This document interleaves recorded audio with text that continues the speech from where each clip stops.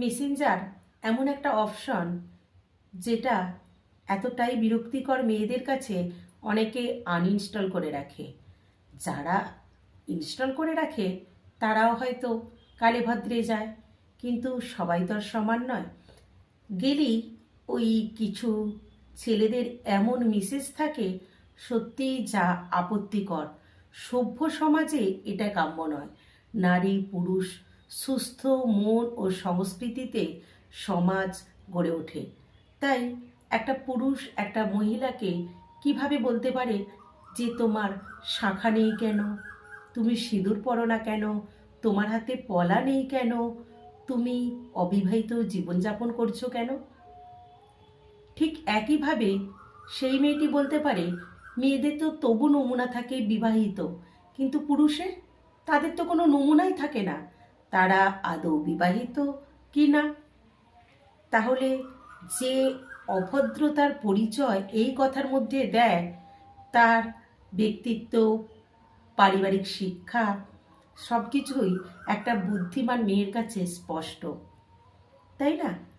তো তার মধ্যেও কিছু মেয়ে আছে সেই কথাতেই গলে যায় এবং দীর্ঘদিন তাদের চলে চ্যাট, ভিডিও কল, তারপরে ঘটে জীবনের এক অন্তিম পর্যায়। না পারে তারা সংসারে ফিরতে, না পারে তারা জীবনটাকে নিজের মতো কাটাতে। চরিত্র হচ্ছে আলাদা একটা গুণ। চরিত্র বিলিয়ে দেওয়া মানে সত্যি কথাই সেই মানুষ বেঁচে থেকে মরে যায় বহুবার।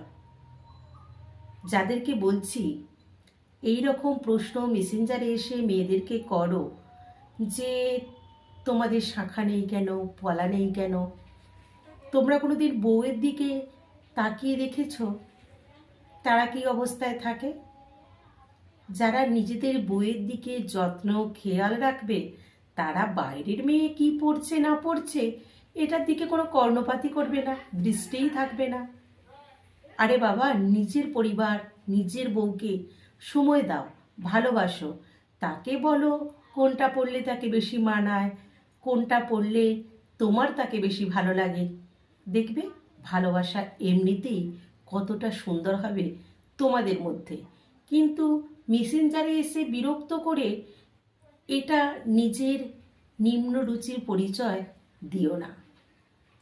নিজের দিকে লক্ষ্য দাও, নিজের স্ত্রীর দিকে লক্ষ্য দাও, নিজের স্ত্রীকে সুন্দর রাখো।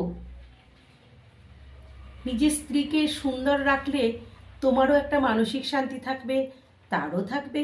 এবার তোমার বন্ধু বান্ধবদেরও ভালো লাগবে, তারাও তোমাকে দেখে ইন্সপিরেশন পাবে।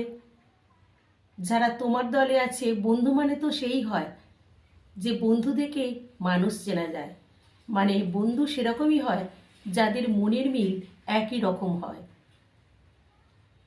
সেক্ষেত্রে অনেক সংসার টিকে থাকবে। ভাঙনের মুখ থেকে অনেক স্বামী স্ত্রী ভালোবাসায়, পবিত্রতায়, সুখের সংসার করবে। তাদের সন্তানদের ক্ষেত্রেও এটা খুব মঙ্গলময় বার্তা।